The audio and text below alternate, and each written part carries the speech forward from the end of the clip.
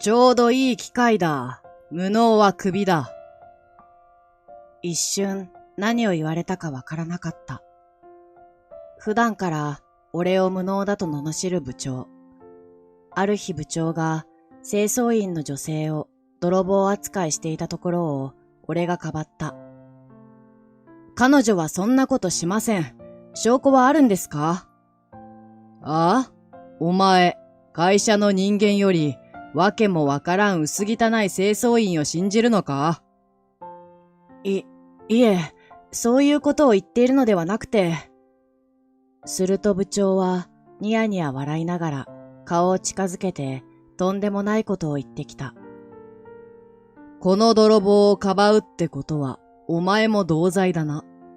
前から無能だと思っていたが、ここまでバカとはな。救いようがない。いい機会だ。このことは上に報告しておく。お前はクビだ。明日から会社来なくていいぞ。え？こんなことでクビ？ふざけるな。俺は部長を睨みつけるも、部長はスタスタと歩いて行ってしまった。いいさ、お望み通り、こんな会社辞めてやる。そして、俺が会社を辞める日、まさかの大惨事が起こるのだった。俺の名前は、冷水圭介。今年で33歳を迎える。ごくごく普通のサラリーマンだ。パソコンやスマートフォン向けのシステム開発会社でエンジニアとして勤めている。昔から人前に出たり注目を浴びることが苦手だった。人の目を意識すると極度の緊張で言葉が出せなくなってしまう。そんな俺だが、黙々とパソコンに向かって作業をすることは得意で、学生の頃には趣味の一環として自分で簡単なアプリを開発することもあった。今勤めている会社の採用面接には親会社の役員が関わっており、その人は、あなたの技術を買いたい。確かに大舞台に立つことは苦手でも、その分開発に熱を注いでくれればいい。と、なんとも温かい言葉をくれたのだ。しかし、親会社の理念が子会社の社員全員に浸透しているわけではないことを入社してから知ることになる。冷水、今メールできた案件のデータ、午前中にまとめて先方に送り返しておけ。部長の猪山さんが大きな声で5メートル先の席に座る俺に指示を出す。取引先から現在の業績と進捗データが欲しいと依頼が来たのだ。しかし、その依頼先は猪山さん。しかも、期限は今週中にと設定されている。午前中ですか？メールには今週中までと。お前は本当にバカだな。今週中までと言われて、本当に1週間かけるやつがあるか。即返事をするのがマナーなんだよ。そんなマナー、教わった覚えがない。それに、俺だって暇なわけではないのだ。でも、今急ぎの用事が。だからなんだ。両方午前に終わらせればいい話だろうが。そんな、間に合いません。せめて午後に。無能のくせに、口答えするのか。お前は、プレゼンでも商談でも役に立たないんだから、その他で挽回しようとは思わないのか。ほんと、向上心のない奴はこれだから。そこまで言うのなら、自分で対応すればいいのにと思うが、そうこうしている間に、冷水の方から午前中に返信させますという内容のメールを勝手に送られてしまった。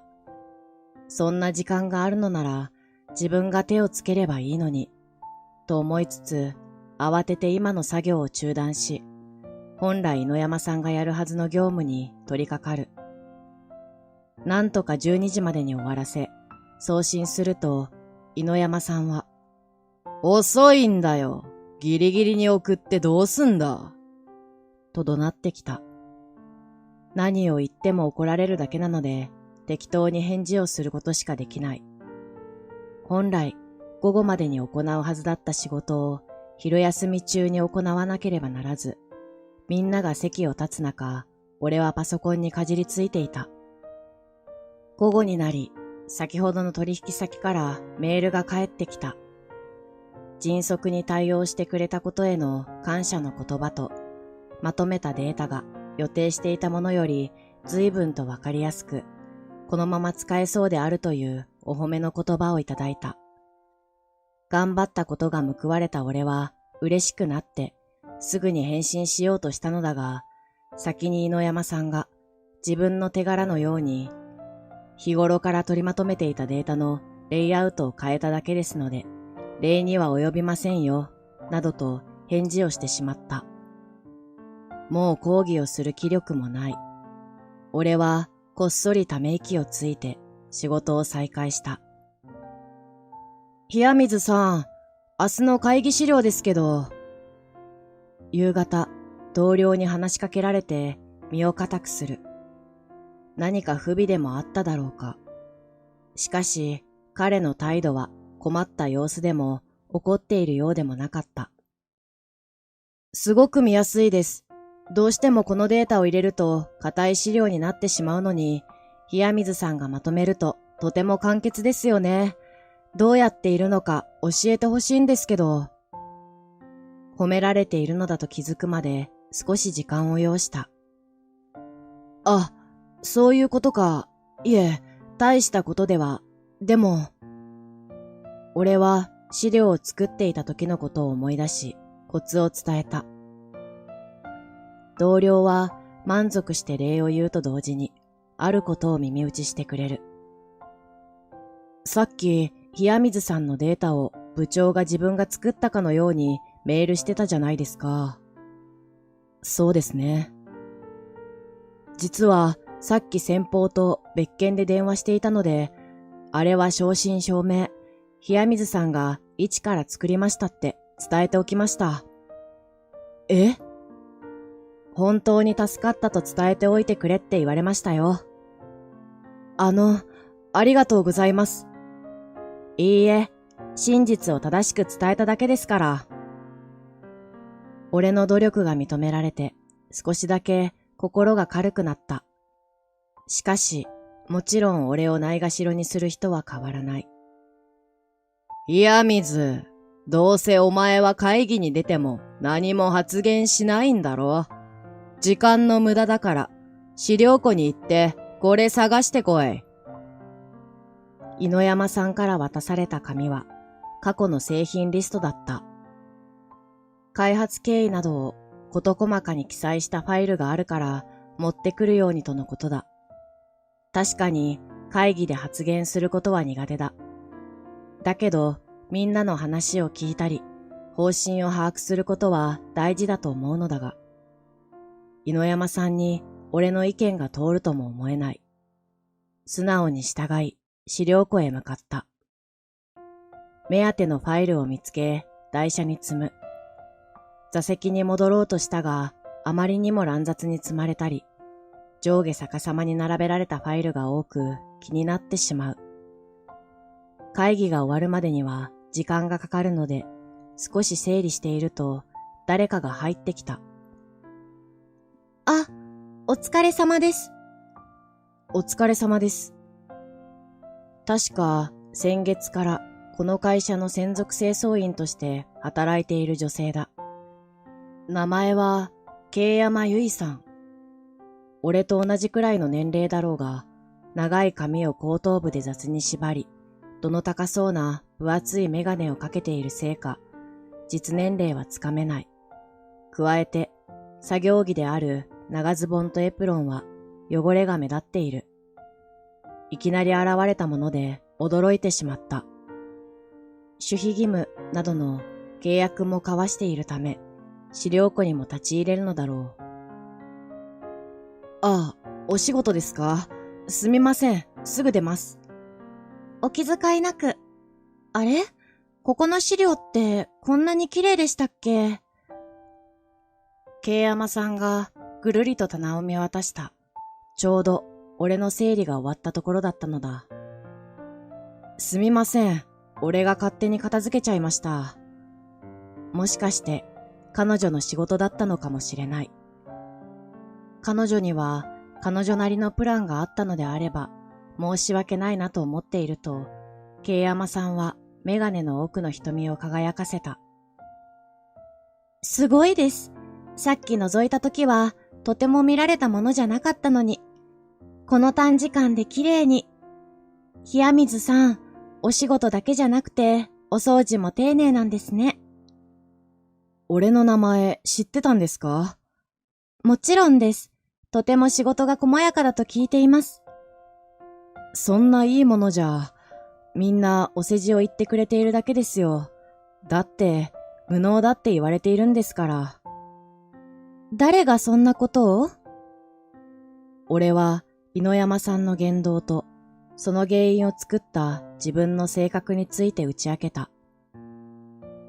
何に緊張しているのかわからなくて、それでもただ大勢の目が向くと怖くて、もう社歴も長いのに、いつまで経っても仕事場に馴染めないというか、情けないですよね、こんな悩み。そんなことありません。私も似たようなものですから。え？いえ、今は冷水さんのお話ですよね。すみません。でも、今朝の話を聞く限り、冷水さんを必要としてくれている人はいるってことですよね。そうだといいんですが、社交辞令かもしれないと思うと。社交辞令で、わざわざ教えを超えに来たり、取引先との話題に出したりしませんよ。少なくとも私は。そうかな。はい。冷水さんの評判が私にも伝わっていることが何よりの証拠です。そう言われるとそうかもしれない。調子に乗るといいことなんてない。でも、ちょっとだけなら自信を持ってもいいのかもしれない。その日から俺は頻繁に慶山さんと話すようになった。互いの休憩時間が被った時や残業終わりのタイミングなど、彼女と会う機会は多く、俺が落ち込んでいたりするといつも元気をもらっていたのだ。ある日俺は慶山さんの分厚いメガネが気になった。視力のいい俺はメガネをかけたことがない。確か近視の場合、視力が悪いほどレンズが厚くなると聞いた。慶山さんって視力相当悪いんですか？え？ああ、これのことですよね。メガネを外した慶山さんの顔は前髪に隠れてよく見えない。そうですね。とても悪いと思います。かけてみますか？はい、と渡されたメガネを目の前にかざす。目のピントが突然合わなくなり、くらくらとめまいを起こしたような感覚になった。すみません、きつすぎましたよね。はい、かえって何も見えませんでした。何も見えない？慶山さんは俺の言葉を復唱すると、何か思いついたのか、いい考えがあると言った。メガネをかけてれば、人の視線なんて気になりませんよね。だって見えないんですもん。確かにそうですね。このメガネは度がきつすぎるので負担がかかっちゃうと思うんですけど、私が昔使っていたメガネならかけられるかもしれません。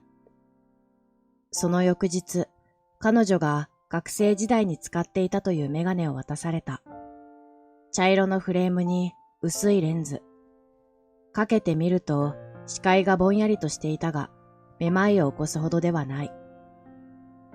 ずっとかけていると目が悪くなってしまうので、ここぞという時のお守りとして使ってみてください。視界を遮るだけでうまくいくとは思わなかったが、慶山さんが真剣に俺のためを思って言ってくれているのだ。試す価値は十分にある。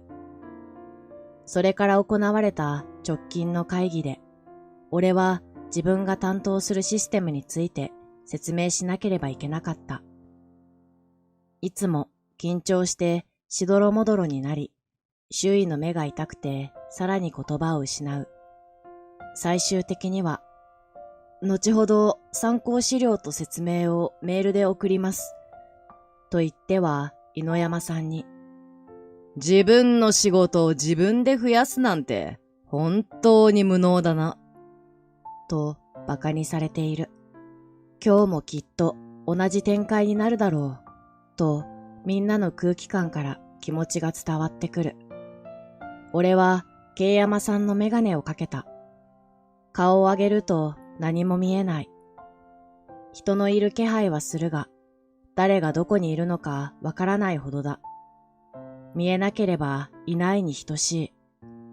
一人でプレゼンの練習をしている時と同じだ。今回依頼されたコンセプトに沿って作った試作品ですが、言える。言葉がつまらない。緊張どころか一人でいる時と同じくらいリラックスできている。デメリットは自分の資料も見えないこと。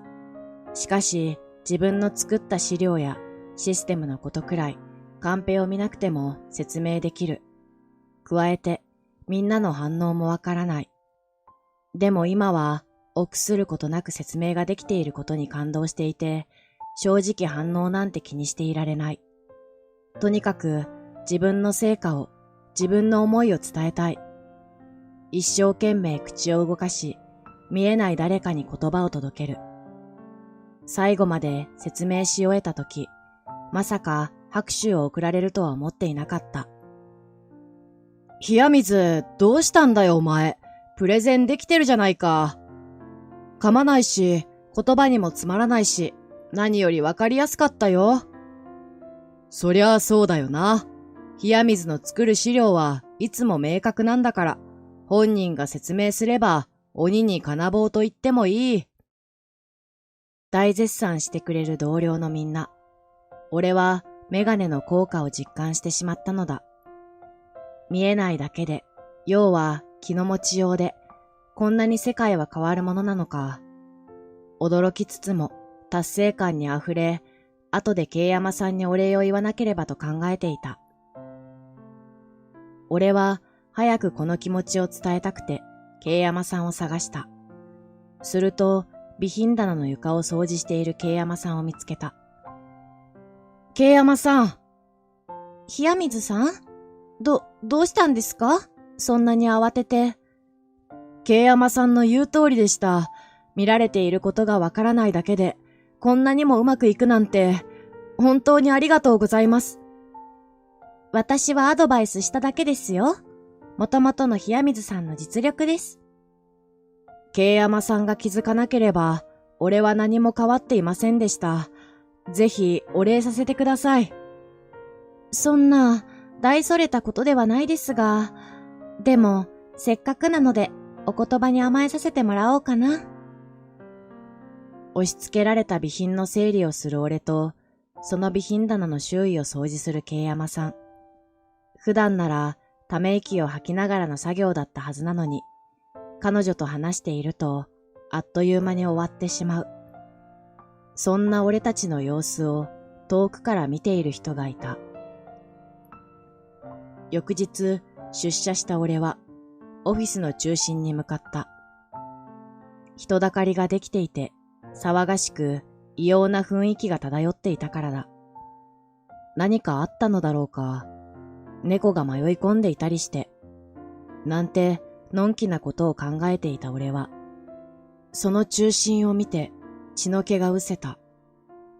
さっさと白状しろ。証拠はあるんだよ。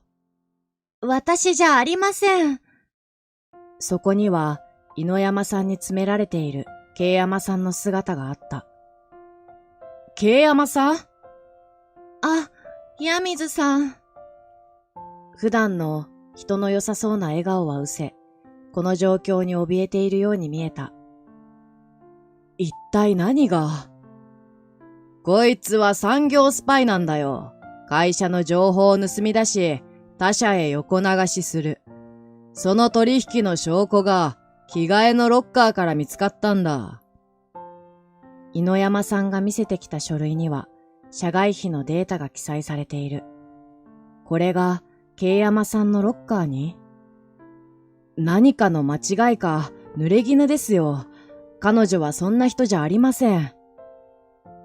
慶山さんが産業スパイなら、俺に構っている時間なんてなかっただろう。それに、俺を懸命に応援し続けてくれていた彼女に、そんなことができるとは思えない。無能なお前が、無能な清掃員をかばうとは、なんとも美しい弱者の助け合いだね。かばう俺を、井野山さんは細い目で見た。そういえばお前たち、やけに仲が良かったよな。この汚い清掃員の女は、最近雇われたっていうのに。それは、相談に乗ってもらっていたからで。相談？違法取引のか？は？何を言ってるんですか？わかったぞ。お前も産業スパイで、こいつに横流しの指示を出していたんだな。すっとんきょうな言いがかりとも言える推測に、呆れて言葉が出ない。この清掃員の女が、うちの内部資料を隠し持っていたのは事実だ。こいつをかばうんだったら、お前も同罪だぞ。そんな、ちゃんと調べてください。調べるも何も、ここに証拠があるだろうが。証拠って、横暴すぎやしませんか？あ？お前俺のこと疑ってるのか？お前は会社の人間より、わけもわからん薄汚い清掃員を信じるってわけだ。どう考えてもおかしいよな。やっぱりお前、こいつの仲間だろ。俺が何を言っても、この人は慶山さんに罪を着せる気だ。何を言われようと、彼女は無実です。俺は彼女を信じています。ほう、そこまで言うってことは、お前も同罪だ。いくら無能なお前でも、この意味わかるよな。ニヤニヤしながら、井野山さんが俺ににじり寄ってくる。冷や水さん、もういいです。私一人が辞めればいいだけですから。怯えた目で俺を見る慶山さん。いいのか、これで。いや、こんなこと間違っている。俺の意志は変わりません。すると井野山さんは勝ち誇ったように言った。お前らのことは上に報告させてもらう。冷や水、お前はクビだ。こんなスパイまがいのものをかばう奴は会社の敵だ。面倒見てやっていたのに、恩をあだで返しやがって。お前は最後まで無能だったな。面倒を見てもらった覚えなどないと言いたかったが、もうどうでもよくなった。クビだと通告されても、不思議とショックを感じない。俺は素直にうなずいて、自分のデスクを片付け始めた。冷や水さん、いいんですか？俺の態度に戸惑う慶山さん。俺は、はい、と戸惑いなくうなずいた。すみません。私をかばってくれたばっかりに、冷や水さんまで。むしろ、機会をくれたことに感謝しています。いい加減、井野山さんの下で働くことに限界を感じていたんです。なんだかすっきりしました。私は産業スパイなんて。大丈夫ですよ。そんなことしていないのはわかります。もし取り調べを受けても、証拠品から慶山さんの指紋が出てこなければ、きちんとした証拠品にはならないでしょうし。そう言うと、慶山さんは泣きそうな顔で笑った。私の心配をするなんて、お人よしですね。慶山さんは俺にこっそり耳打ちをした。昨日言っていたお礼、今お願いしてもいいですか？そう言って彼女は上目遣いで俺に微笑んできた。俺たちが産業スパイだという完全な証拠がない限り、俺には有給休暇を使う権利がある。そのため、溜まっていた休暇を消化していたある日、電話がかかってきた。番号を確認すると会社からだ。今更話すこともない。何か必要な手続きがあれば、有給最終日に一度出社するので、その時でいいだろうと思い、無視を決め込んだ。そして数日後、退職手続きのために会社に行くと、これまでにないほど慌ただしかった。何かあったんですか？もう俺には関係ないと思いつつ、社員の一人に尋ねると、困惑の表情を浮かべていた。ちょっといろいろ、冷水さんが過去に作っていた資料とかって、どこかに保管されていますか？俺の携わったものは、井野山さんが、スパイの資料なんて当てになるかとか言って、全部破棄したみたいですけど。そうですか。大丈夫ですか？その社員の目の下には、うっすらとクマが見える。よく見ると、他の社員も同様だった。冷水さん、よく来てくださいました。俺に気づいた社員たちが、わらわらと寄ってくる。何が何だかわからなかったが、誰かが状況を説明してくれた。俺はこれまで、プレゼンや説明会に出られない分、資料の作成を任されることが多かった。それこそ自分の手掛けたシステムからチームで取り組んだものまで。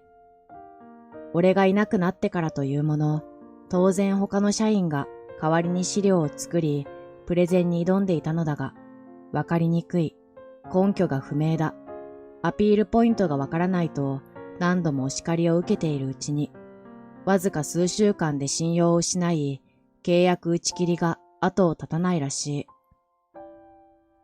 総額100億円ほどの損失になるとか。そんなバカなと思った。たとえ俺の資料の出来が良かったとしても、みんなも社会人だし、俺より社歴の長い人は何人もいる。そんな人たちがそこまでひどい資料を作るとも思えなかった。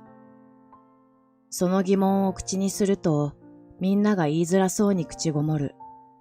少しして、ぽつりとつぶやかれた。冷水さんの代わりの資料を全部井野山さんが作っていたんだ。俺に首通告をしたのはいいが、肝心の証拠が未だに出てこないらしい。当然だ。俺も慶山さんも無実なのだから。そのことを役員たちに咎められた井野山さんは、本当に俺たちが産業スパイだと判明するまで、俺の仕事をすべて行うようにと役員たちから指示されていたそうだ。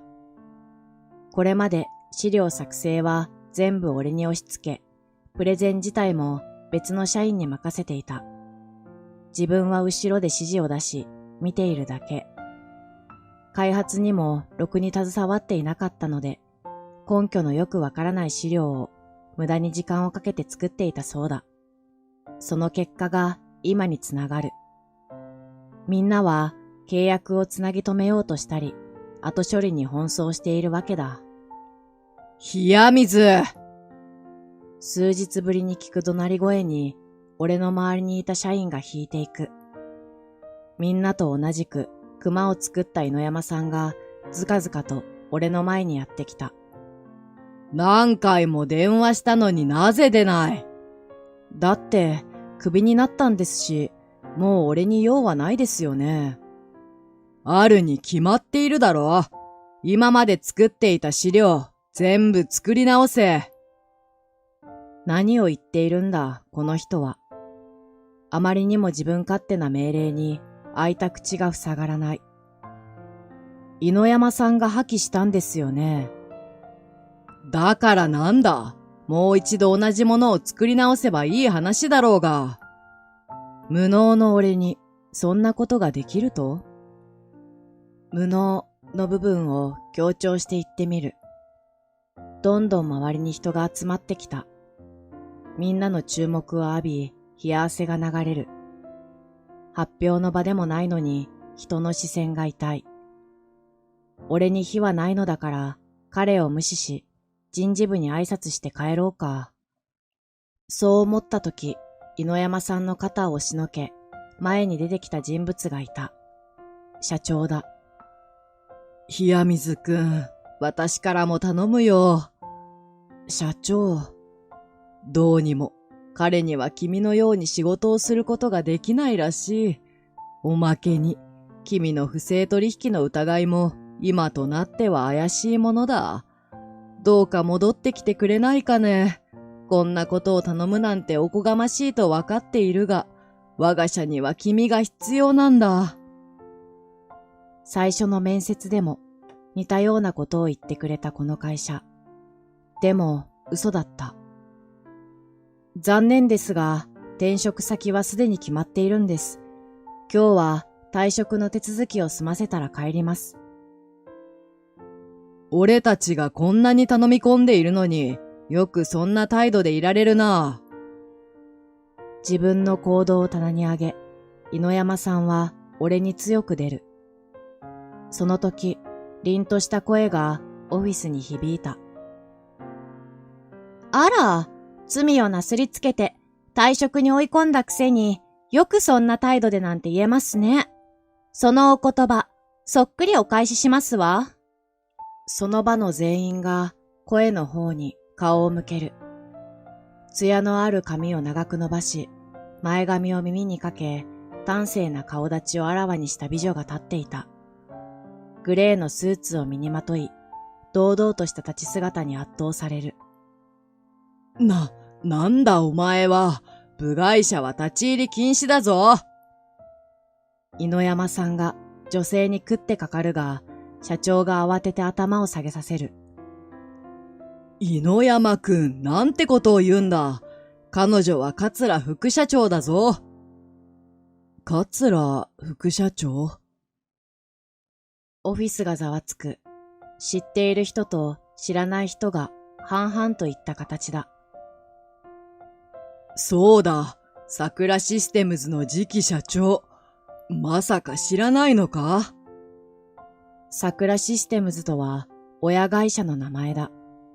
そんな相手に部外者と言ってしまった猪山さん。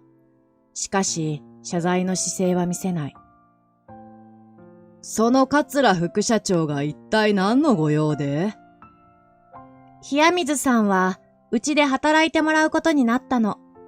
彼のサポート力と技術力は素晴らしいわ。そう、俺の転職先は親会社なのだ。目を見開いた社長と猪山さん。そんな無能が役に立つわけがない。人前でプレゼンできないような人間。あら、人には得意不得意があるのご存知？それに、私は彼の技術を買いたいの。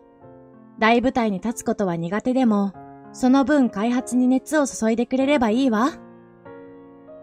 その言葉は、俺が採用面接の時にかけられた言葉だった。彼女こそが、俺の面接官の一人だったのだ。一度だけの出会いだったので、顔や名前はわからなかったが、向こうは俺のことを覚えてくれていた。それだけじゃない。こいつは産業スパイで。私になすりつけようとした一件のこと？その時、桂副社長はメガネをかけ、髪を一つ結びにした。猪山さんはその姿を見て声を震わせた。お前は。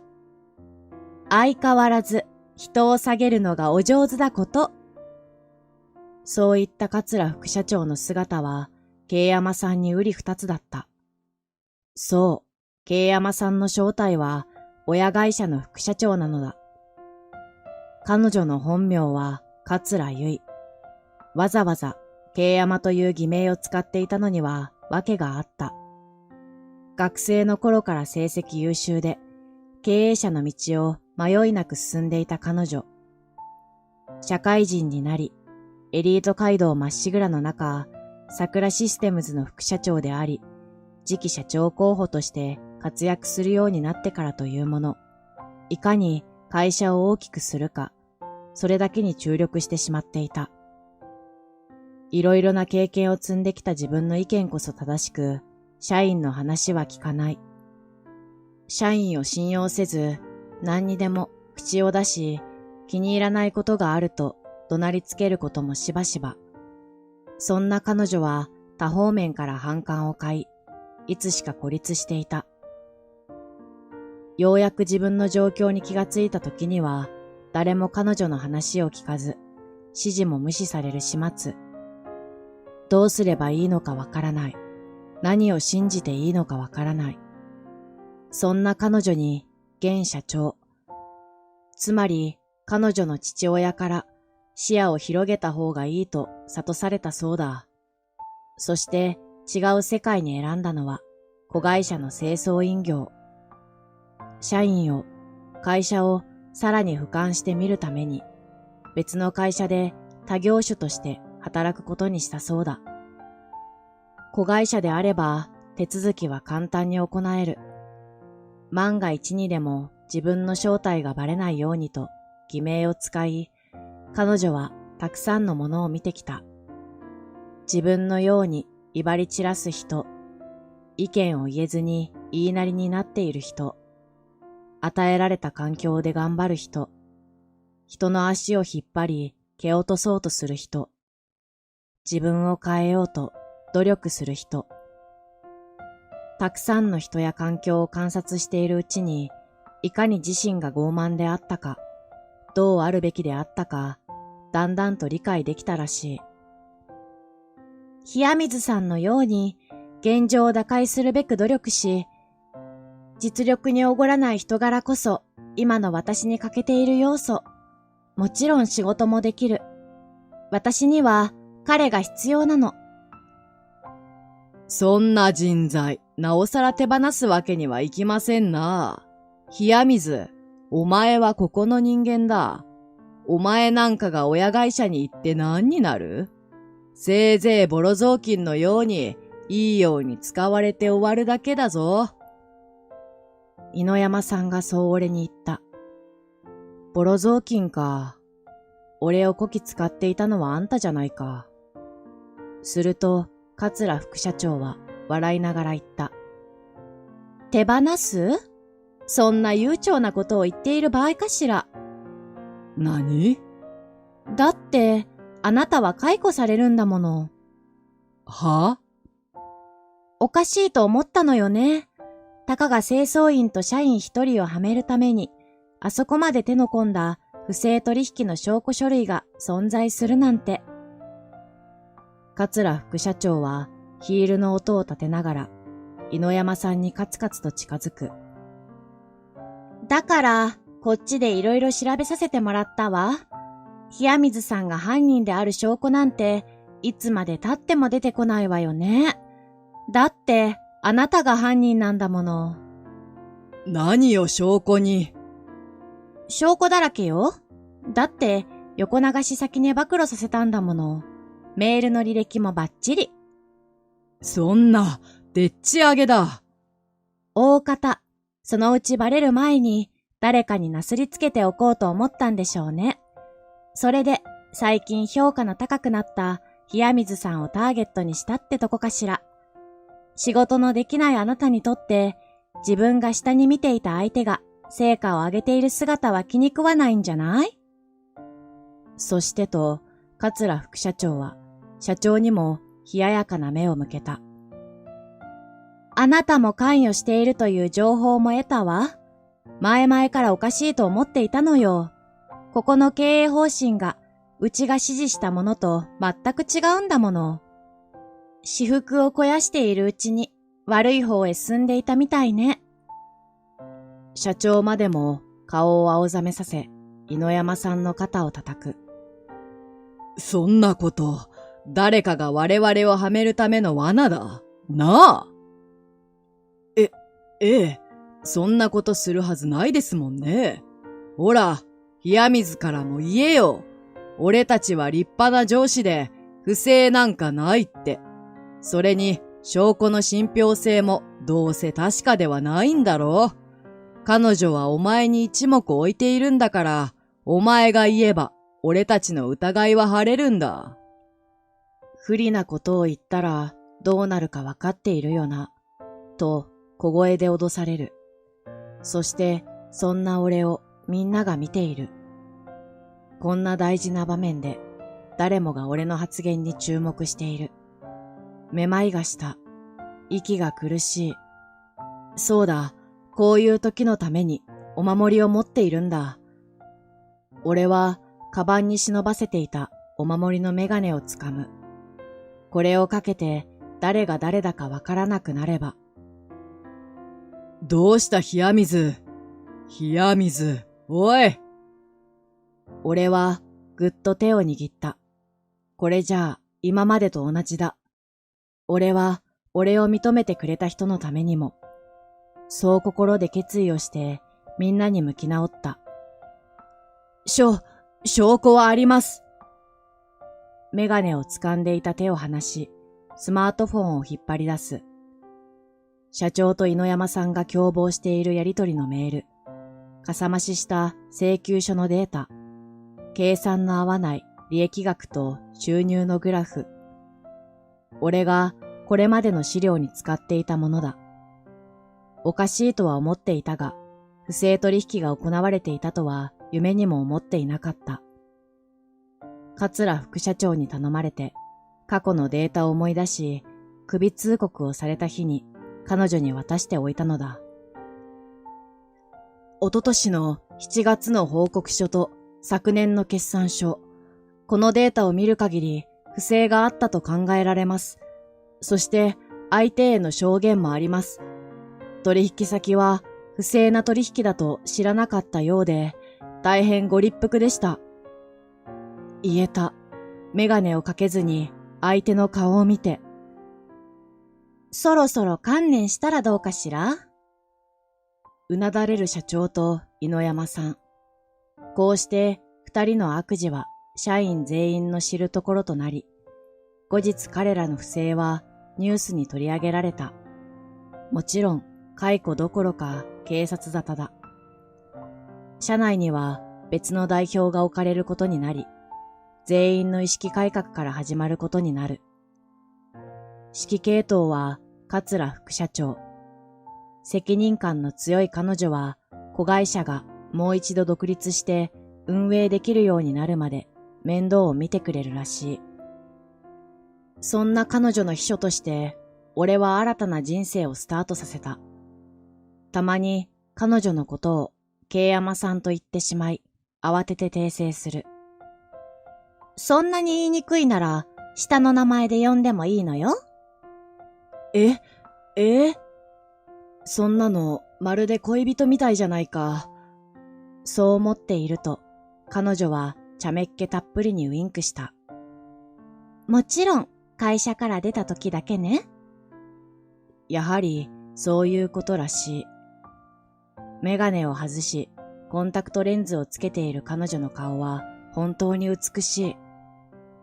正体を隠していた時は極力顔を見られないように髪で隠したりメガネをかけていたそうだ。でもどちらの彼女も魅力的だと思う。そうでなければ彼女とのあの時間を心待ちにしていたはずがない。俺のカバンには今でもお守りのメガネが入っている。でももう使うことはない。相手の姿がはっきりと見えても、視線を感じても、もう臆することはなくなったのだ。それでもお守りを持ち続けている理由は、あの苦手を克服した時の感覚を忘れないようにするため。今後の人生でも挫折や困難がつきまとう。それでもあんな状況を乗り越えた俺になら、きっともう怖いものはない。俺が得た勇気を持つというお守りを、いつか自分も他人に与えよう。そのために、俺自身も苦境に自ら立ち向かっていける人間になりたい。下請けなんかと祝賀会をするわけないだろう。何様のつもりだよ。下請けの平社員が祝賀会に呼ばれるなんておかしいと思わなかったのか？取引先が祝賀会を開くというので、料亭で50人分の予約を取ったのだが、来たのはなんと俺だけだった。俺は頭が真っ白になった。ここの支払いは、そんなのお前が払っとけよ。お前が勝手に予約したんだろうが。そもそも下請けの分際で俺ら元請けと同じ酒が飲めると思ったのかよ。常識的に考えな。だからお前は一生下請けなんだよ。じゃあな。何も言い返せずに電話を切られてしまった。そうか。俺は騙されたのか。そう理解した途端、俺はあるところに電話をかけた。もうなりふり構っていられない。そっちがその気なら、俺にだって考えがある。そしてこの事件は元請けの会社を巻き込んだ大事件に発展するのだった。俺は森下誠一。おとなしく内気な性格の俺はそのせいで随分と苦労をした。そんな性格になったきっかけを今でも覚えている。小学校低学年の頃だった。森下くんの声ってちょっと変じゃない？何気ない同級生のそんな一言。それから俺は自分の声が気になった。そんなに変なのかな。心の奥に引っかかったその気持ちは日を追うごとに大きくなっていく。そしてどんな声でどんな風に話せばいいのか次第にわからなくなっていった。話せば話すほど気になって、気にすればするほど話せなくなっていく。そしてどんどん口数は少なくなる。授業中に先生に当てられても声を発するのが怖くて答えられない。最初の頃は同級生から心配された。そんな自分が嫌いで何度も変えようと思った。今日こそは、明日こそは。そう思ってもいざ話そうとすると声が出ない。次第に話すことを諦め、話さない自分に慣れていった。やがて友達も離れていき、俺はひっそりと学生生活を送ることになった。そんな俺が唯一話せたのは母親だ。母が仕事から帰ってくるまで家で一人で待つ。母は毎日のように仕事に出かけ、疲れて帰ってくる。それでも俺の話をよく聞いてくれた。友達の少ない俺は家でパソコンのゲームをしてよく遊んだ。指定された文字を打ってどんどんステージをクリアしていくゲームだ。気がつくと何時間も没頭してやっていることもあり、すぐにクリアしてしまい、他のゲーム機が欲しいとねだったこともある。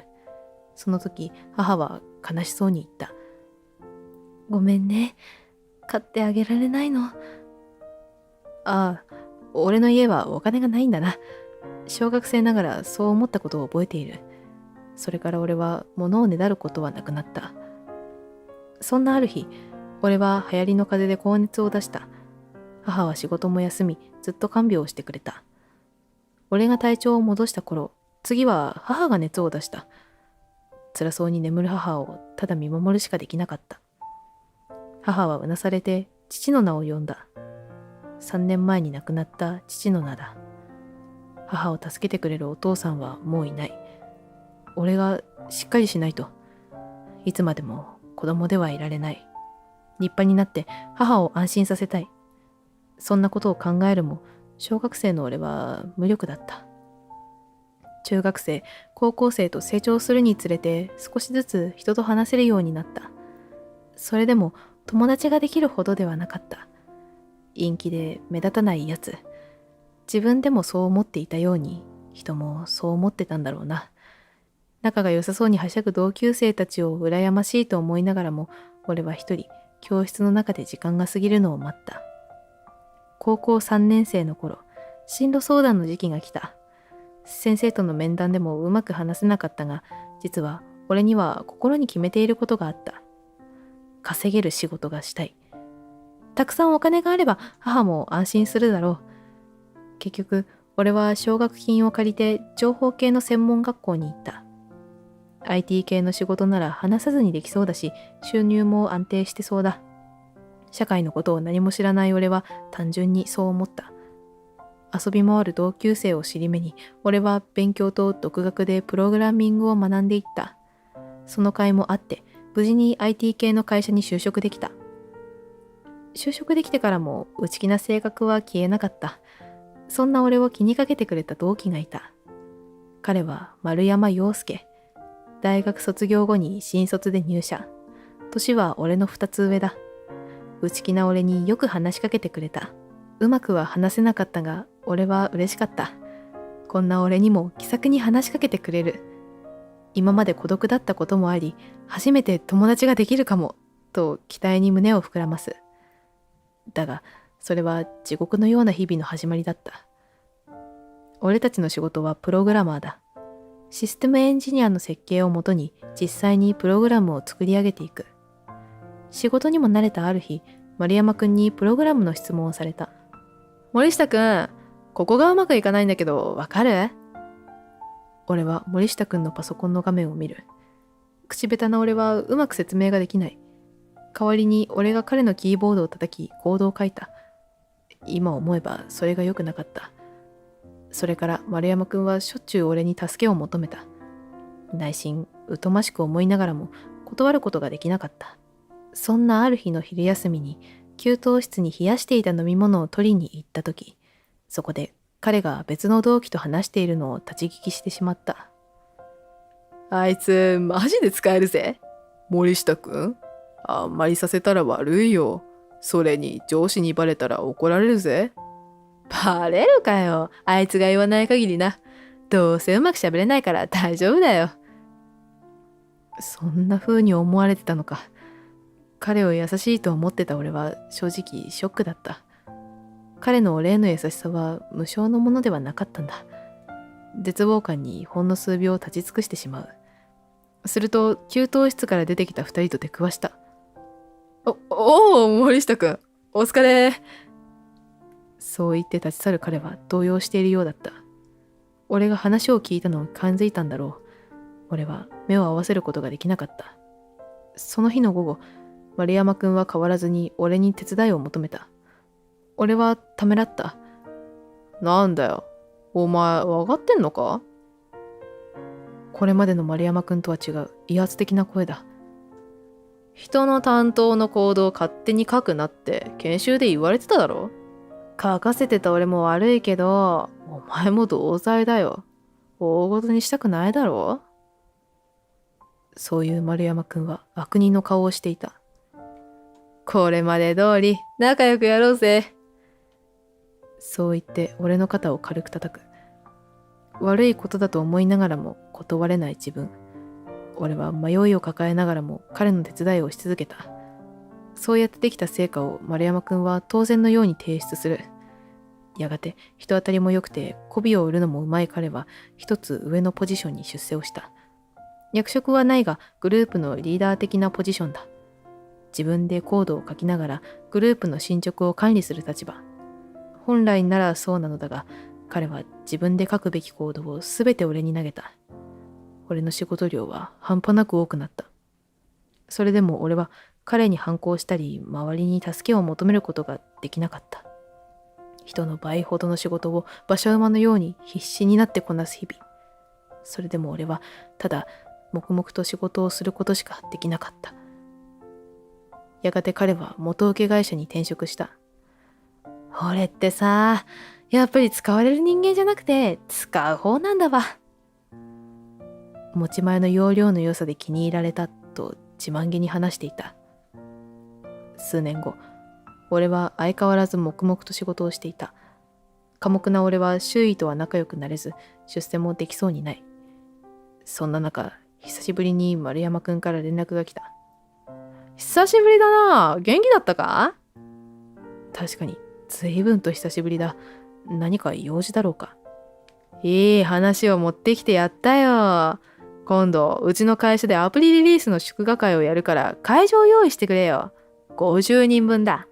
会費は当日集めるから場所だけ確保してくれ。元請け会社の祝賀会を下請けの平社員が手配するのはどこがいい話なんだ？また俺をいいように使う気なのか？身構える俺に丸山くんは説明を始める。会社のみんなにお前を紹介してやるから。そしたら俺みたいに給料のいい元請け会社に転職できるかもしれないぞ。転職しなくても出世のいい材料になるだろう。いい会場を用意してくれたら俺がうまくいってコネを作ってやるから。お前が話すのが苦手なのは知ってっから、そこは俺に任せとけ。お前には世話になったからな。ああ、彼は数年前のことを恩に感じてくれていたんだ。せっかくの彼の行為を無下にしたくはない。ありがとう。場所が決まったら連絡するよ。じゃあ、頼むぞ。飲み会を開いたこともない俺はネットでいろいろと調べた。元請けは会社にとっても大事な取引先だってことは俺にもわかる。気を使いながら会場を選ぶ。万が一にも失礼がないよう由緒ある料亭を候補にした。会費は1人8000円と伝えると丸山くんは2つ返事で了承した。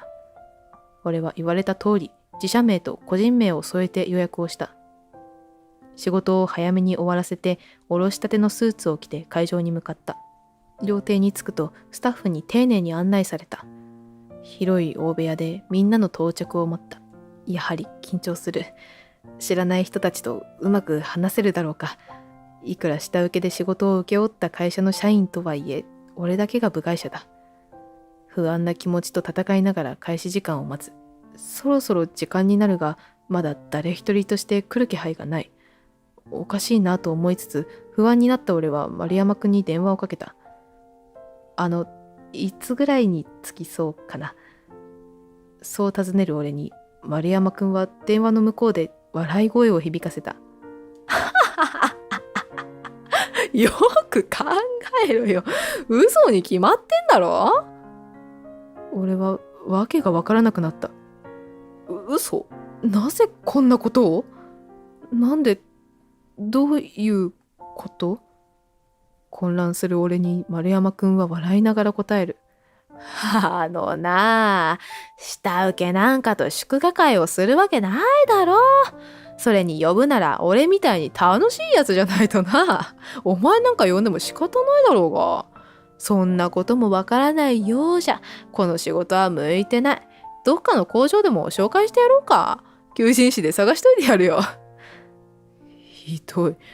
あんまりじゃないか。それに、ここの支払いはどうするんだよ。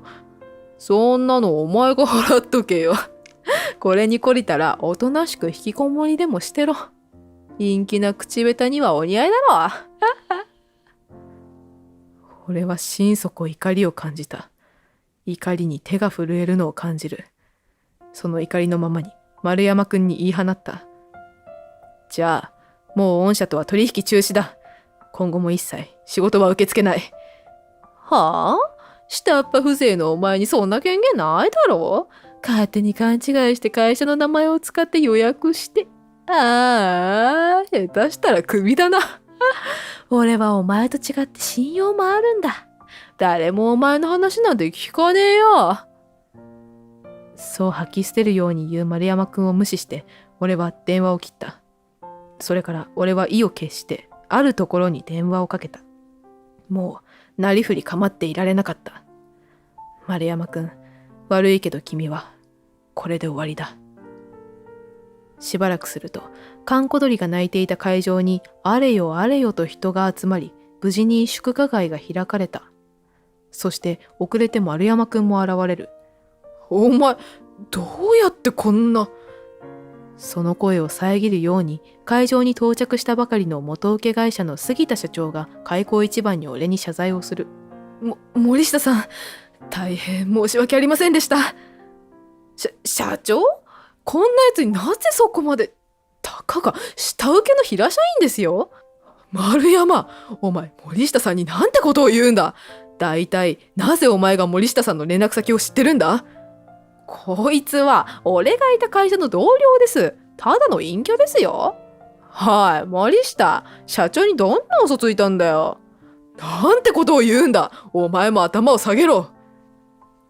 社長は丸山くんの頭をつかみ、無理やり下げさせた。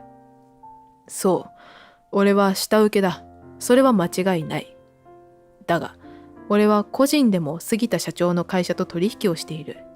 いわばクライアントと一人前のランサーという対等な関係だ。プログラミングは俺にとって天職だった。会社の仕事だけでは飽き足らず、個人で勉強と研鑽を重ね、副業でエンジニアをしている。最初の頃は寝る時間も遊ぶ時間もなくひたすらに頑張った。より難しそうな案件をと挑戦しているうちにそこそこ名が売れた。杉田社長が今回リリースしたアプリの根幹のプログラムは俺が設計し書いたものだ。それは会社の契約の範囲では受け取れない仕事でもある。そして次回作のアプリもと話は進んでいて、契約書も用意されている。タイミングがいいのか悪いのか、まだサインはしていなかった。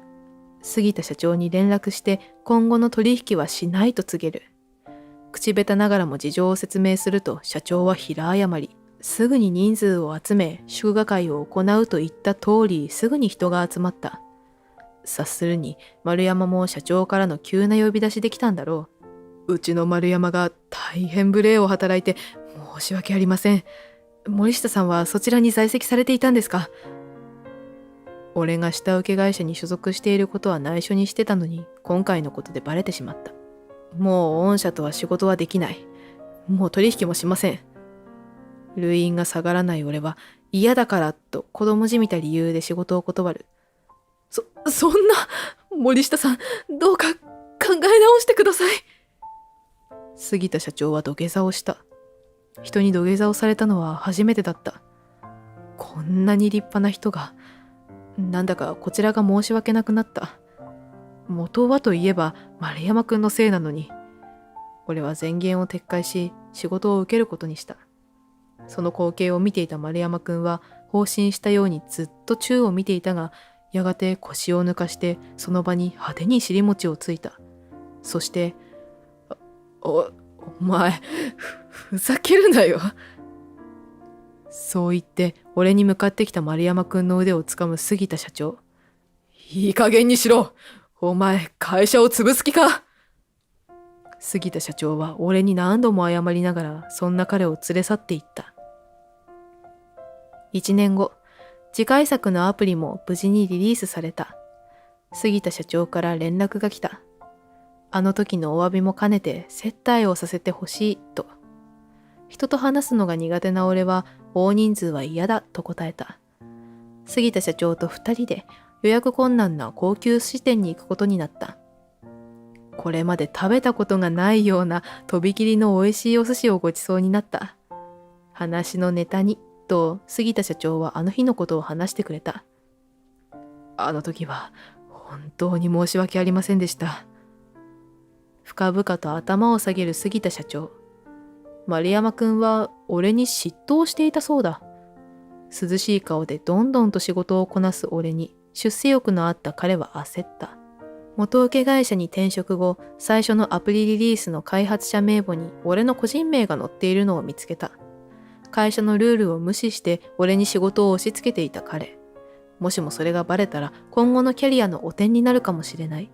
そう思った彼は今回のことを画策した。俺をこの業界から消そうとしての嫌がらせだったそうだ。ヘッドハンティングで地位を優遇されていた彼は一プログラマーに降格させられた。口だけで大した実力もなかった彼がまともに仕事ができるわけもなく、周囲から呆れられたそうだ。自尊心の強い彼は自主退社した。そういえば最近うちの会社に出戻りをしようとしたらしいが、あんな大事件を起こした張本人は当然お断りされた。悪い意味で有名人になってしまった彼。この業界での再就職は難しいだろうな。その後の俺は杉田社長にはお世話になった。彼の人脈のおかげで大きい仕事を何個も紹介してもらった。副業も順調で貯金も貯まっていく。俺は一軒家を購入した。今の狭いアパートではなく快適に過ごせる綺麗な家。こんな俺を育ててくれた母への恩返しだ。今も人と話すのは得意じゃない。なりたい自分には慣れていない。でも今はそれでいい。人と話すだけがコミュニケーションじゃない。自分を伝える術は他にもたくさんある。上辺だけの言葉よりも大切なこと。誠実に頑張っていれば、それはきっと人に伝わる。俺はこれからもそれを大切に生きていこうと思う。なんだお前、女のくせに偉そうに。女が子供産んだらな、家庭に入るもんなんだよ。一丁前に部長になったからって偉そうにしやがって。お前の役目はもう終わった。もう明日から会社に来るな。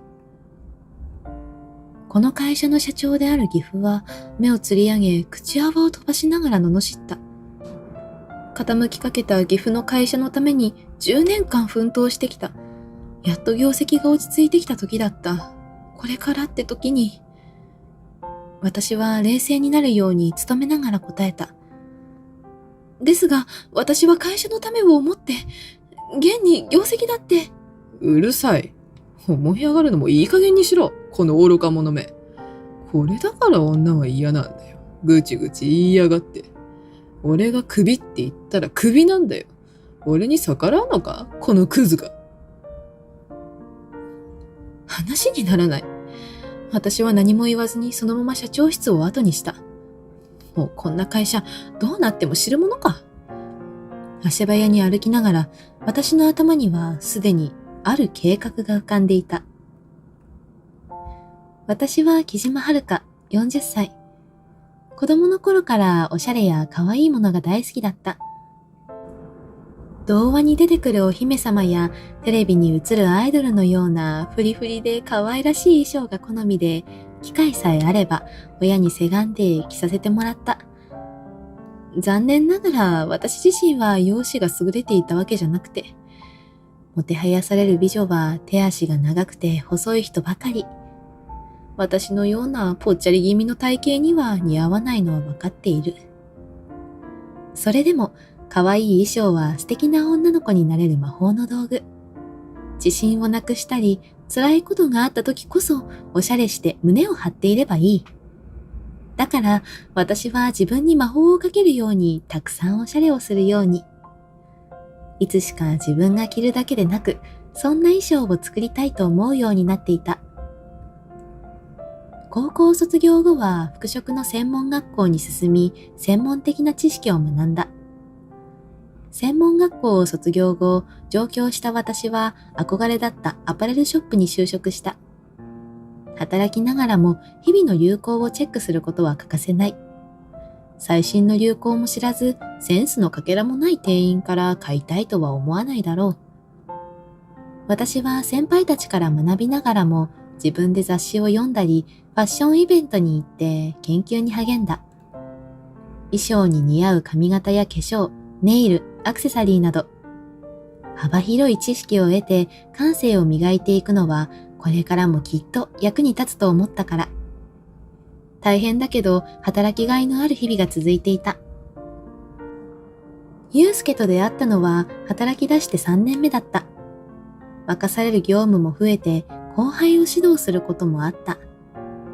ショップ店員としてようやく一人前になれたかなと思った頃、ゆうすけは主要な仕入れ先である大手アパレルメーカーのエリアマネージャーだと紹介された。出会った頃、ゆうすけは私より4つ上の27歳。若いのに優秀な人なのだと感じた。もっとも、ゆうすけは売り上げに貢献してくれる優秀な店員がいると聞いて会いたかったと言った。私は嬉しかったのと同時に恥ずかしくもあった。何せ、ゆうすけほどのイケメンに褒められる経験があまりなかったから。その時の私の顔は真っ赤で、ろくな受け答えができなかったように思う。それからというもの、仕入れ担当者と共にゆうすけが店に訪れるようになった。さすがにうぶな私であっても、何度か会えば慣れてきて、それなりに話ができるようになる。ましてやファッションの話題なら相手が男性であっても変に意識せずに済んだ。ゆうすけのような素敵な男性が仕事以外で私を相手にすることはないと思っていたから。知り合って3ヶ月後に食事に誘われた時は冗談かと思った。3回目の食事の席で交際を申し込まれた時には呆然としてしまった。これはドッキリでどこかにカメラが隠されているのかとキョロキョロしてしまったくらい。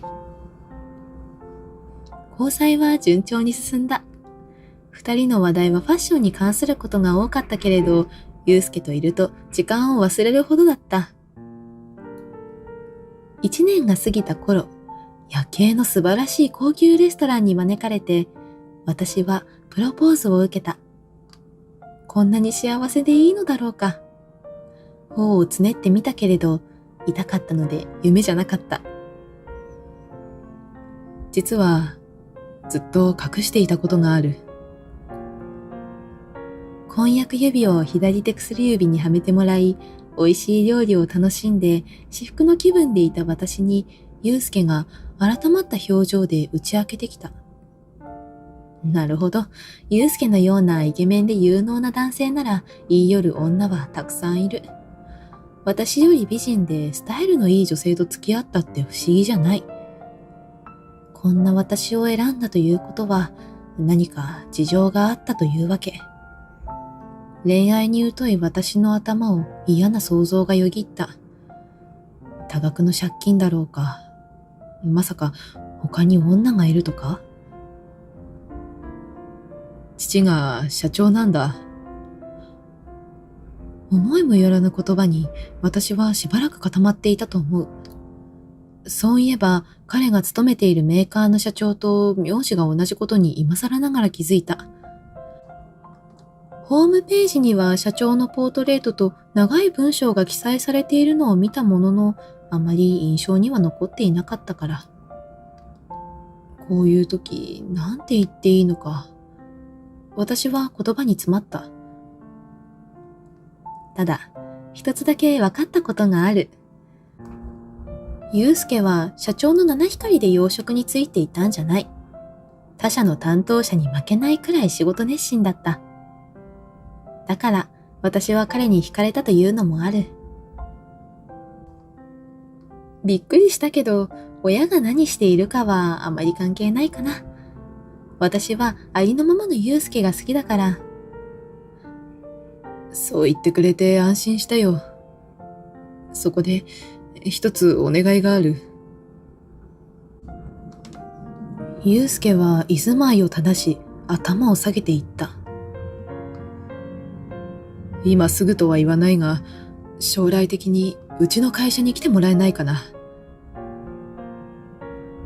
その時はプロポーズがメインで、転職はいつでもいいから考えてほしいとのこと。ただ、祐介からは私の働きぶりにも惚れ込んでいた。うちに来てもらえたら会社にとって大きな力になると力説された。普通の女性なら面白くはないと思うかもしれない。でも私としては働きぶりを評価してもらったのは素直に嬉しかった。だから前向きに考えておきますと答えた。数日後、結婚の挨拶のために祐介の家を訪れた。立派な屋敷だったから父が会社社長なのは確かなのだと実感した。専門卒で店員の女と結婚するのか。対面して私の経歴を知った途端、祐介の父は面白くなさそうに言った。歓迎されていないなと第一印象で感じた。社長の息子にふさわしい女性じゃないと思っているのだろう。ただ結婚自体は反対されなかった。祐介が私を会社に入れたいと話しても、うなずいただけで反対ではないらしい。若い女などどうせ仕事を腰掛け程度にしか考えていない。まあ2、3年ぐらい置いてやってもいいんじゃないか。私は耳を疑った。もしも相手が祐介の父じゃなかったら食ってかかっていたかもしれない。これから結婚しようとする女性にそんなことを言うなんて。ただ、口にしないだけでそう思っている年配男性が多いのが現実であることは知っている。私は一抹の不安を抱きつつも、その場は笑顔で済ませたのだった。祐介に壊れてから私は転職していいものか散々迷った。今のショップには育ててもらった恩がある。同僚とも仲はいい。そこで新人の時にお世話になって去年転職した先輩に相談した。だって感動会社でしょ？めっちゃ大手じゃん。すごいよ。先輩からはステップアップのチャンス、ぜひやってみなさいと背中を押してもらい、私は転職を決意した。確かに祐介の会社は誰もが知っているアパレルの大手。まさか高卒の私が入社できるなんて夢にも思っていなかった。私も小さい頃、よくこの会社の服をおねだりしたっけ。希望に満ちて祐介の会社に入ったものの、私を待っていたのは非常な現実だった。しんちゃん、これコピーしておけ。あと、これからは全員のお茶入れておくんだぞ。おい、ここ汚れてるから掃除しとけよ。初日に私が男性社員から言われた言葉だ。本社の商品企画部に配属されたものの一番下っ端ということで初日から雑用ばかりやらされていた。聞いていた話と違う。そう言って抗議することもできた。でも私はしばらく様子を見るためあえて我慢して働くことにした。やがて内情を知るうちに私はうんざりするようになっていた。挨拶で義父に言われたのは個人の考え、年のせいだと思っていた。しかし会社は義父の言葉をそのまま体現したかのような男尊女卑かつ旧態依然とした考えを持つ男たちに支配されていた。女性は担当している業務以外にお茶組み、コピーも当然のように押し付けられる。どうせ結婚したら辞めてしまう腰掛け程度と思われているから管理職にはなれない。確かにそういう女性社員もいる。それぞれの家庭の事情もあるから。しかし結婚出産しても仕事を続けたい女性だっている。少なくとも私はそう考えていた。しかもパワハラ、セクハラが横行していて上に訴えても真面目に対処してもらえないのには呆れ果てた。私は会社の内情をまとめて祐介に相談した。祐介からは謝られた。人事にちゃんと伝わっていなかったらしい。そもそも外勤が長い祐介は本社がそれほどひどいとは想像していなかったようだ。メーカーにとって取引先のショップは女性が多いため外勤は祐介の考えに近い。しかし内勤が長い男性ほど社長のような古い考えに染まっているようだった。心配した祐介は異動するか聞いてきた。しかし私は今の部署で頑張ってみると答えた。どこで働いていても合わない人はいる。嫌な思いをしたからって逃げてはいけないと思った。私は雑用をこなしながらも女性社員と協力して新商品のデザインに勤しんだ。今まで売る方だったけれど新しい商品を生み出す仕事は楽しい。もちろん簡単なことじゃない。流行を先取りするだけじゃなくて会社にとって売れる商品じゃなきゃいけない。はじめは企画してもボツばかり。100を超えるデザインを作ってようやく一つだけ採用された時には嬉しくて涙が出そうだった。それに新商品の服を何着も試着できるのがすごく楽しい。でも夫が祐介だと知られてから陰口が聞こえてくることもあった。社長の息子、よくあんなデブと結婚したものだな。ああいうのが好みだったとはね。デブ戦だったなんて意外だよな。よくそんなことを言えるもの。私は内心の憤りを隠しつつ平然とした態度を貫いて仕事を頑張った。そもそも体型のことは言われ慣れている。どうってことないわ。今の会社はろくでもない男性社員が多いせいか精神的に強くなったと思う。転職した翌年、私は妊娠した。この会社には男女ともに産休と育休の制度がある。でも今まで男性で取ったのはゼロ、女性でも半分以下の取得率だと聞いた。結婚、妊娠、出産の段階でそれとなく辞めるように圧力がかかるから。会社としてはミセスを対象に毎年キャンペーンを打っているというのに、既婚子持ちの女性社員を冷遇しているのは矛盾している。課長は働きながら産んで育てるのは大変だろう、無理に働かなくていいと遠回しに自主退職を促してくる。会社として制度がある以上断れないのは分かっているから私は気にしなかった。会社でギフト会った時も嫌味を言われた。君、会社辞めないの？そんなに会社にしがみついてどうする？ゆうすけの稼ぎだけで十分だろあら、お父さん。そんな考えは時代遅れですよ。岐阜に挨拶した際も嫌味を言われたが、すぐに言い返した。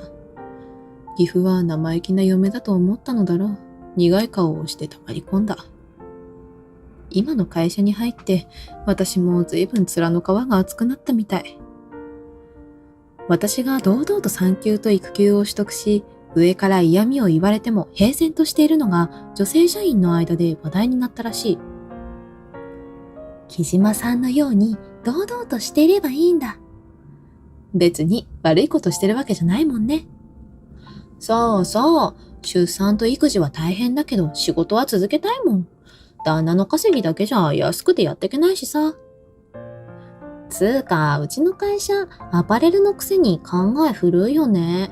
昭和かっての。相当鬱憤が溜まっていたらしい。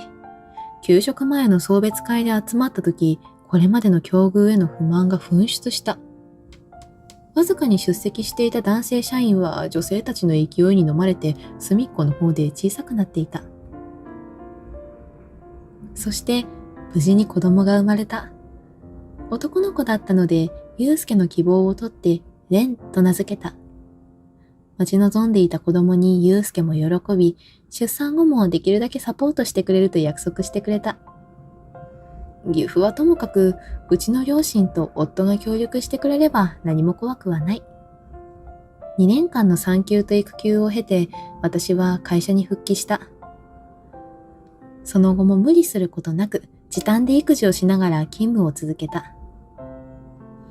年齢が高い男性からは白い目で見られ、時々嫌味を言われることもあった。意地悪してわざと残業させようとしたり、逆に仕事を回してこないこともあった。でも、私はくじけなかった。なぜなら、女性社員の多くが応援してくれたから。産休、育休を諦めかけていたけど、私の後に続こうとする同僚たちがいる。社内の雰囲気が徐々に変わろうとしていた。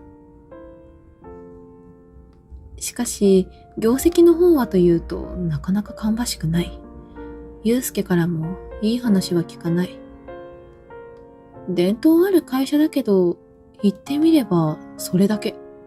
かつての栄光にしがみついて古いままの体質を変えようとしない。社長である岐阜は新しい時代に合わせた取り組みをなどと訓示している。でも抜本的な改革をする気がないのは明らかだった。蓮はすくすくと成長して小学校に入学。だんだんと手がかからなくなった頃、私も中堅と呼ばれるくらいになっていた。口先だけの男性社員の嫌がらせなど気にしない。そんなことよりも良い商品を開発することに力を注いでいたかった。ただ、厳しい状況が続いていた。ただでさえアパレル業界は変化に富んでいて、メーカーも新旧交代、統合再編が当たり前。このままでは会社が危うい。私は行動に出ることにした。特に用事がなくとも精力的に取引先に通ってとことん話を聞いた。あんたまた来たの？はい、また来ちゃいました。最近どうですか？最近はね、この商品がすっごく売れるんだよ。へえ、なるほど。販売店は、消費者は何を求めているのか。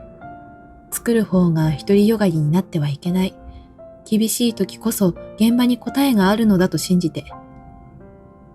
私が数ヶ月かけて調査した結果を商品開発にフィードバックした。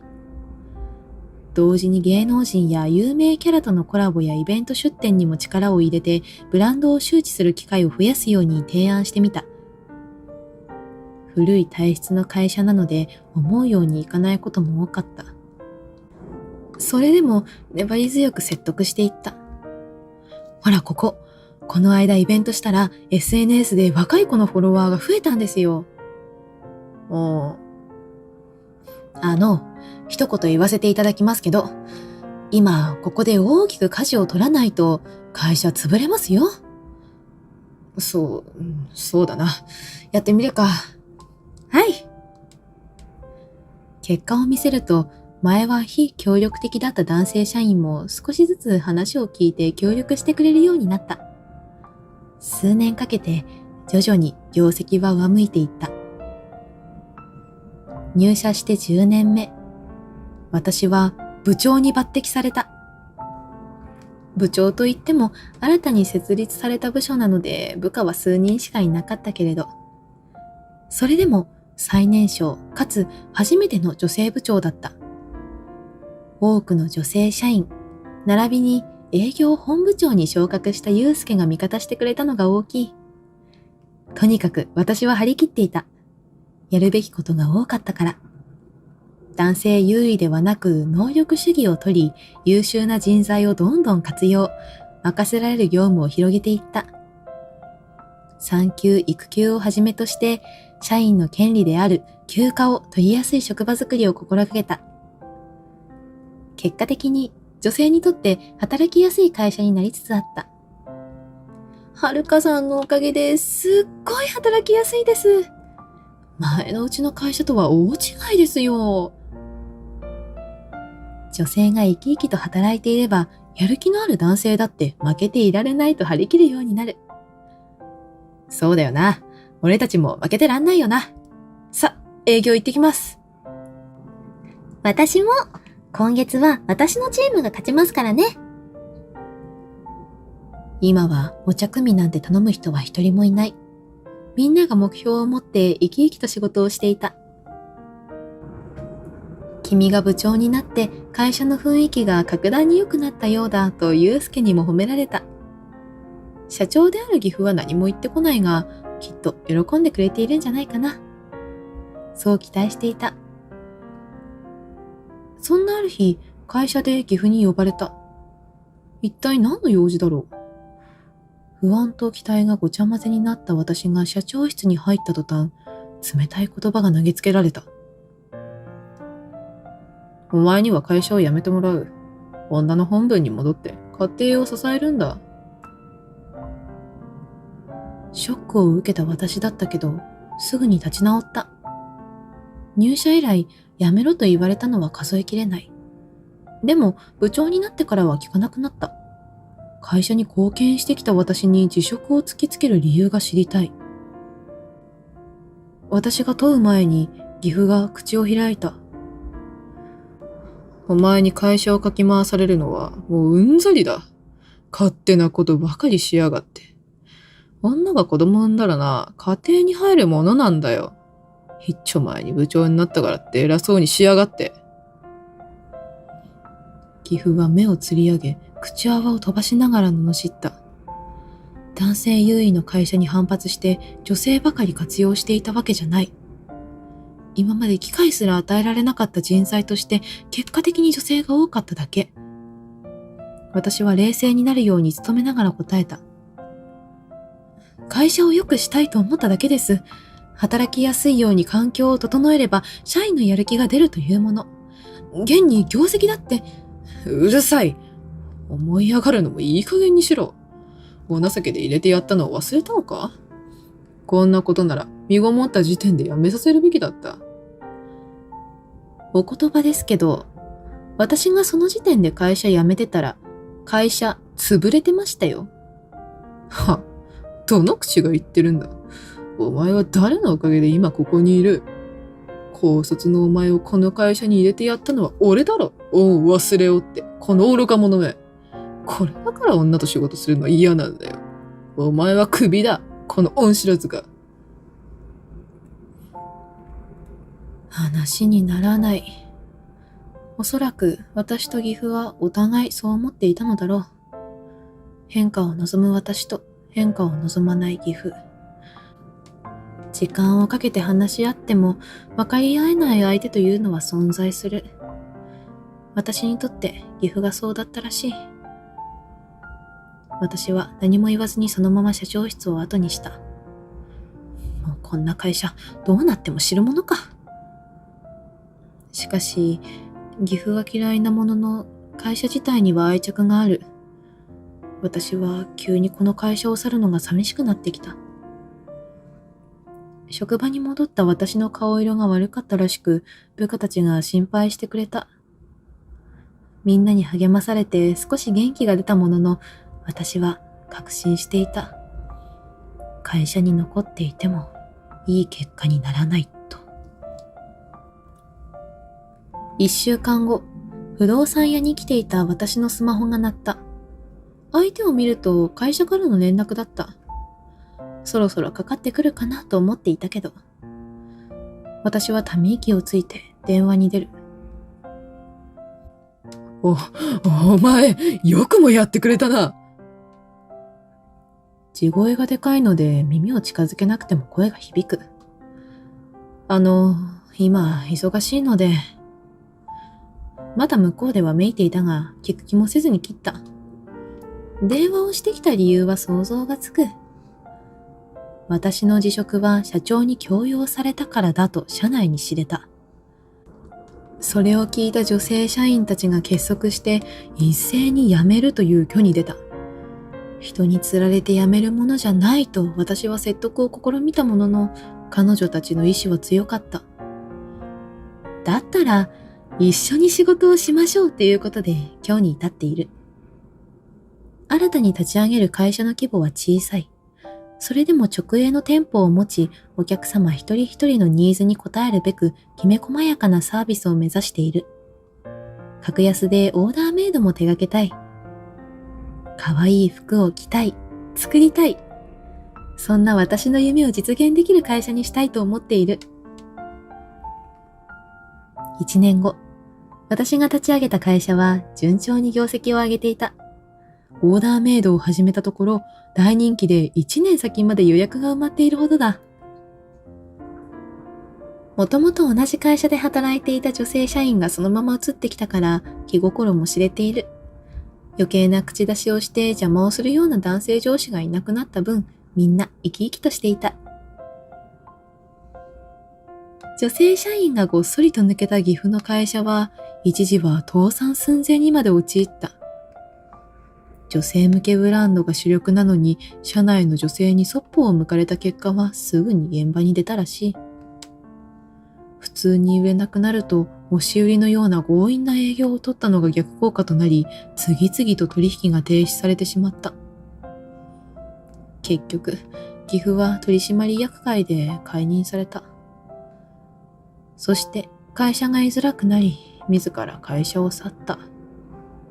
しかし、日中から家にいることを義母に嫌がられ、肩身の狭い思いをしているらしい。会社は社長の後任で揉めた。落ち目の会社の社長など誰も継ぎたくはなかったから。そこで、祐介が父の責任を取る形で後を継いだ。自分が責任を持ちます。父の暴挙を止められなかったのは自分の責任でもありますので。やる気のある方はぜひ力を貸してください。岐阜の取り巻きだった役員たちは揃って解任されていたが、新役員は皆祐介に協力を誓ってくれたという。そして祐介はうちではなく、わざわざ私の会社に出向いてきて頭を下げた。会社を立て直すために力を貸してほしいと。夫婦だからといって甘えるのではなく、ちゃんと筋を通すのが祐介のいいところ。祐介のおかげで今の自分がある。だから今度は私が祐介に恩返ししていきたいと思っている。私は正式にコンサルタントとしての契約を結んで、祐介に助力することにした。その後、祐介は岐阜の体制を一新し、働きやすい環境を整え、顧客に寄り添った商品を一から作り上げることに成功。今では私の会社と共に業績はうなぎ登りとなった。人生山あり谷あり、いろんなことがあったけれど、どんな時でもきちんと寄り添える人になりたい。私は今日もお気に入りの服を着て、素敵な仲間たちと楽しく仕事をしている。